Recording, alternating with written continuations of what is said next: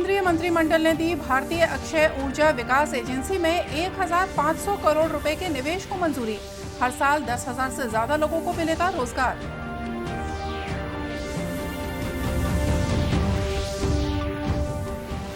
दूसरे विश्व युद्ध के नॉन पेंशनर और विधवाओं को अब इलाज के लिए मिलेंगे 7,000 रुपए। सैनिक कल्याण बोर्ड की बैठक में राज्यपाल ने दी सहमति।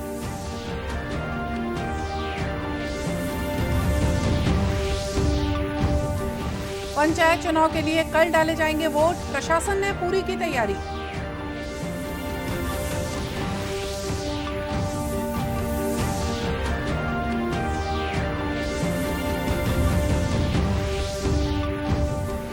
और सभी घरों तक पीने का साफ पानी पहुंचाने की योजना जनवरी के अंतिम सप्ताह तक पूरी होने की संभावना।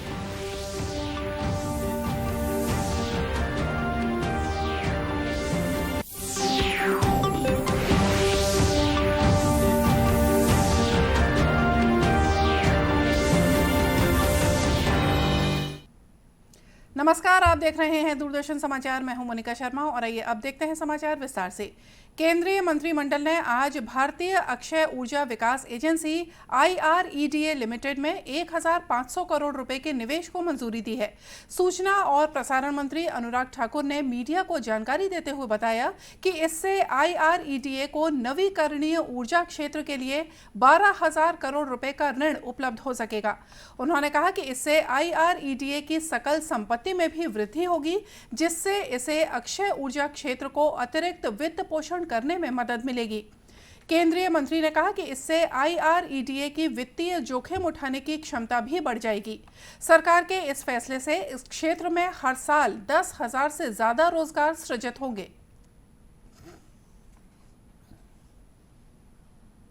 आज निर्णय लिया गया कि 1,500 करोड़ रुपए का equity infusion Indian renewable energy development agency limited में किया जाएगा और इससे लाभ ये मिलेगा कि अतिरिक्त इक्विटी के आने से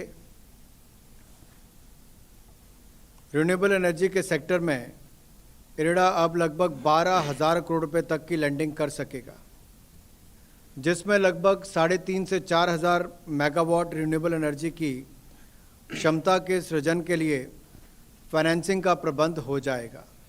ये नेशनल कमीशन फॉर सफाई कर्मचारी, इसका कालखंड अगले 3 साल के लिए और बढ़ाया गया। कार्यकाल 1 अप्रैल 2022 से लेकर 31 मार्च 2025 तक बढ़ाया गया है।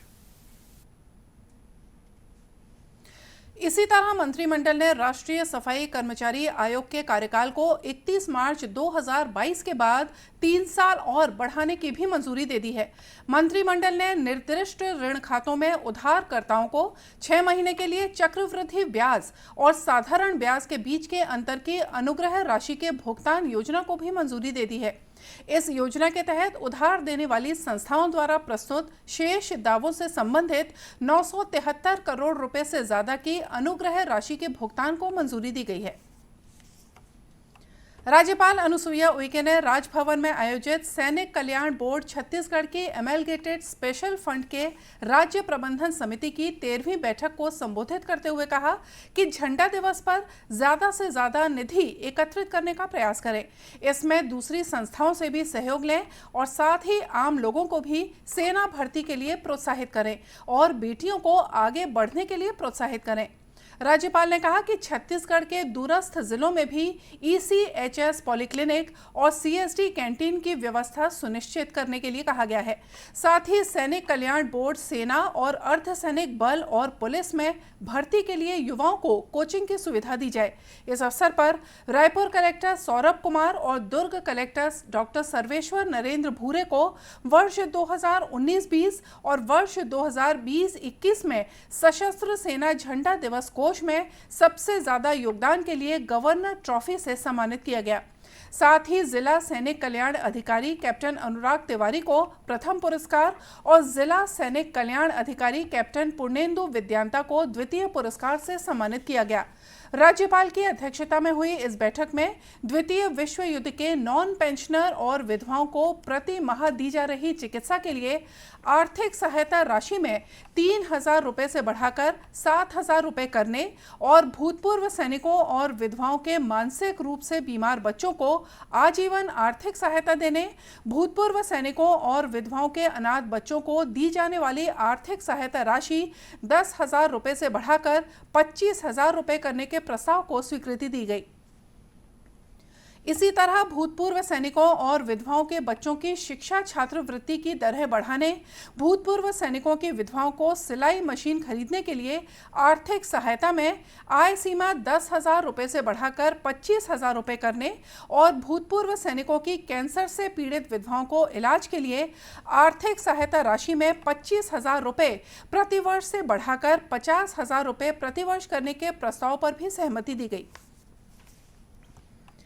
छत्तीसगढ़ के 28 जिलों के 1,576 ग्राम पंचायतों के 3 जिला पंचायत सदस्य, 30 जनपद सदस्य, 235 सरपंच और पंच के लिए 1,807 पदों के लिए मतदान गुरुवार 20 जनवरी को होगा।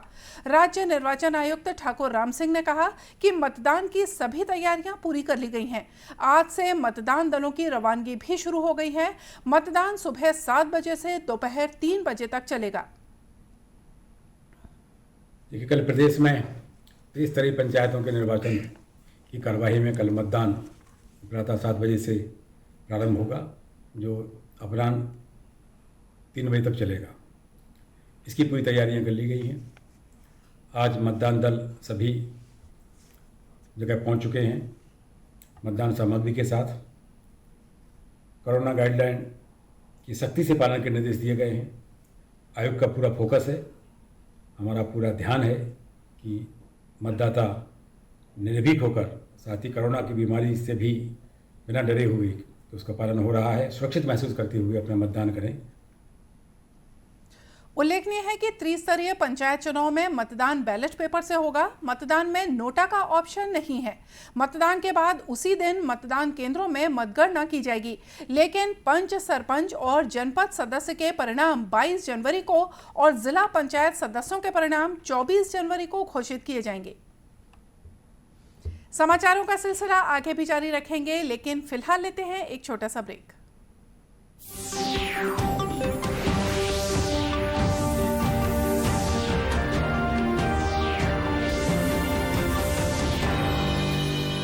देखिए, अगर आपको रिजर्व बैंक ऑफ इंडिया या किसी संस्था के नाम पे बिना मांगे बड़ी रकम जैसे कि लॉटरी हो, टैक्स रिफंड हो का ऑफर मिलता है, तो उस पर बिल्कुल भरोसा ना करें। रकम को पाने के लिए ना तो अपने बैंक अकाउंट की जानकारी शेयर करें और ना ही कोई धनराशि जमा करें। ऐसे जितने भी मैसेजेस हैं उनको आप बिल्कुल अनदेखा कर दीजिए, क्योंकि आरबीआई कहता है जानकार बनिए, सतर्क रहिए।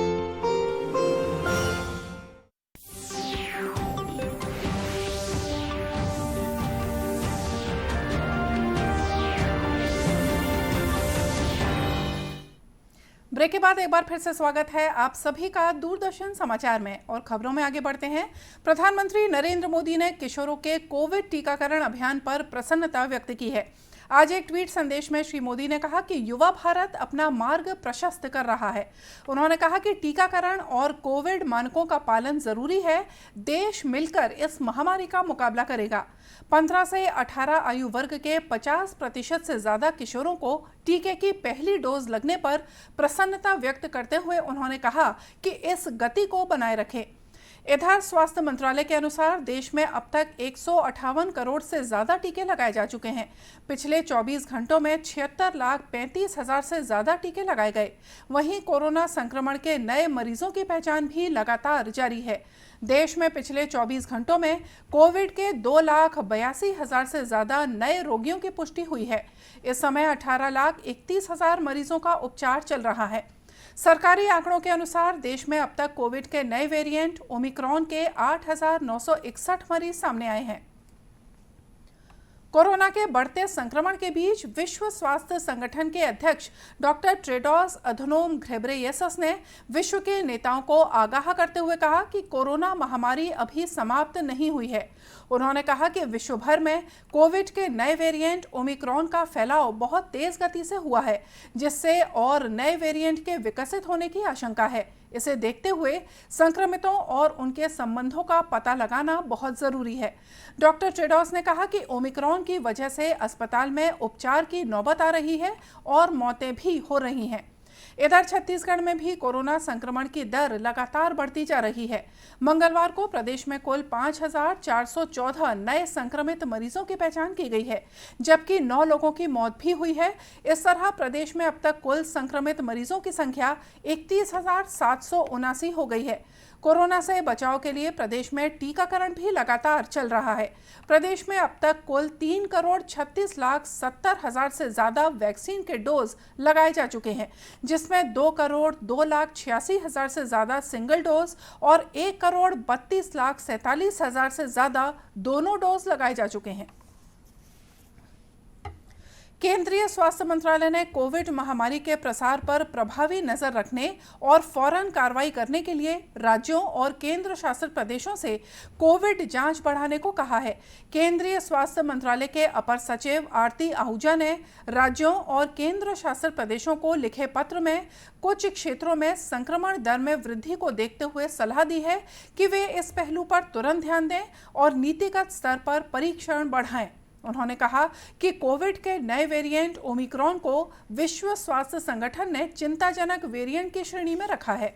उन्होंने कहा कि भारतीय आयुर्विज्ञान अनुसंधान परिषद के आंकड़ों से पता चलता है कि कई राज्यों और केंद्र शासित प्रदेशों में जांच में कमी आई है। उन्होंने कहा कि ICMR के परामर्श का उद्देश्य यही है कि फौरन जांच से तुरंत पहचान और देखभाल हो सके। उन्होंने ये भी कहा कि महामारी प्रबंधन के लिए जांच एक महत्वपूर्ण प्रक्रिया है। इससे संक्रमण के नए क्लस्टर और नए हॉटस्पॉट की पहचान करने में मदद मिलती है और महामारी की रोकथाम के लिए तत्काल कार्रवाई की जा सकती है। उन्होंने कहा कि राज्य और जिला प्रशासन संक्रमण के फैलने पर रोक लगा सकते हैं और महामारी से होने वाली मौतों को कम भी किया जा सकता है। कोरोना महामारी से कई परिवार भी लड़ाई लड़ चुके हैं। दुर्ग जिले के एक परिवार के सभी सदस्य कोरोना संक्रमित हो गए थे, लेकिन बाद में मजबूती के साथ लड़ाई लड़कर सभी ने इस पर विजय पाई है। दूरदर्शन ने पीड़ित परिवार के सदस्यों से बातचीत करके जाना कि कैसे वे इस बीमारी से बाहर निकले। कोविड संक्रमण के बाद स्वस्थ हुए प्रोफेसर डॉक्टर अजय सिंह ने बताया कि वे खुद परिवार के सदस्यों के साथ कोविड से प्रभावित रहे, लेकिन उन्होंने अपनी पत्नी और दोनों बच्चों के साथ घर पर आइसोलेट रहकर कोविड को हराया। शासन का जो गाइडलाइंस है उसका पालन। उस वक्त डिस्ट्रिक्ट हॉस्पिटल से लगातार फ़ोन आता था, ऑक्सीजन लेवल कितना आपका है, बुखार है या नहीं है, 10 मिनट वॉक करिए, वॉक करने के बाद ऑक्सीजन लेवल बताइए। तो ये सब चीज़ें हम लोगों ने किया और एक हफ्ते क्या 3 दिन 4 दिन के अंदर ही हम लोग एकदम स्वस्थ हो गए। एक हफ्ते का आइसोलेशन होने के बाद भी हम लोग बाहर नहीं निकले घर से। 10 दिन के बाद मैं बोलूँगा, 10 दिन के बाद ही आप निकलिए और मास्क हमेशा लगना चाहिए। वहीं कोरोना से जूझने वाली जगजीत कौर सलूजा ने बताया कि उन्हें 6 जनवरी शाम से कोविड के लक्षण दिखाई दिए। इसके बाद उन्होंने दूसरे दिन कोविड टेस्ट कराया। रिपोर्ट पॉजिटिव आने के बाद खुद को घर में आइसोलेट कर चिकित्सीय परामर्श का पालन किया और आज वे पूरी तरह से फिट हैं। उनको जैसे ही पता चला कि हम पॉजिटिव आए हैं तो समय समय पर सुबह और दोपहर को उनका फ़ोन आता था, डॉक्टर्स का भी फ़ोन आता था और उन्होंने दवाइयों की किट भी हमें पहुंचाई और आइसोलेट रहने के लिए कहा और समय समय पर ऑक्सीमीटर से अपना ऑक्सीजन चेक करने के लिए कहा और हमेशा हमें उत्साह दिया, प्रोत्साहन दिया कि आपको ज़रा सा भी कुछ भी यदि आपको लगता है कि कोई प्रॉब्लम आ रही है तो आप तत्काल नंबर भी उन्होंने हमें प्रोवाइड किया कि हम उनसे संपर्क करें। कोविड से पीड़ित रहे इंजीनियर अनिमेश सिंह ने बताया कि वे बेंगलोर में एक निजी कंपनी में काम करते हैं। कोरोना रिपोर्ट पॉजिटिव आने पर डॉक्टरों की सलाह ली और कोविड नियमों का पालन करते हुए वे बीमारी से ठीक हो गए। सुबह ब्रश करने के बाद गरारा नमक पानी से और स्टीम लेना शुरू किया। स्टीम में पानी में अजवाइन डाल ले ताकि और अच्छा रहे, और मास्क हमेशा पहने रहे घर में भी।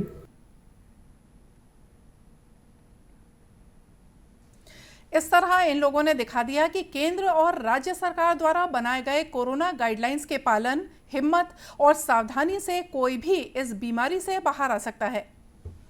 प्रदेश के लगभग सभी घरों तक पीने का साफ पानी पहुंचाने की योजना जनवरी के अंतिम सप्ताह तक पूरी होने की संभावना जताई गई है। रायगढ़ जिले के नगर निगम सीमा में आने वाले सभी 48 वार्डों में इस जल प्रदाय योजना का काम लगभग पूरा हो चुका है और अब सड़कों में डाले गए पाइपलाइंस की टेस्टिंग की जा रही है। साथ ही ये भी देखा जा रहा है कि पानी की सप्लाई सही ढंग से हो रही है या नहीं। जल प्रदाय योजना के नोडल अधिकारी ऋषि राठौर ने बताया कि कोरोना के 2 साल में इस योजना का काम लगभग बंद था, जिसे अब पूरा किया जा रहा है। सभी 48 वार्डों में घर घर में शुद्ध पेयजल पहुंचाने वाली केंद्र की जल प्रदाय योजना का काम अंतिम चरणों में है। उल्लेखनीय है कि केंद्र सरकार की इस योजना के तहत प्रदेश के लगभग सभी जिलों में लोगों को नल के माध्यम से घर तक पीने का साफ पानी पहुंचाया जाना है। इस योजना में लगभग 40% राशि राज्य सरकार द्वारा खर्च की जा रही है। और इसी के साथ ये समाचार बुलेटिन यहीं समाप्त हुआ। नमस्कार।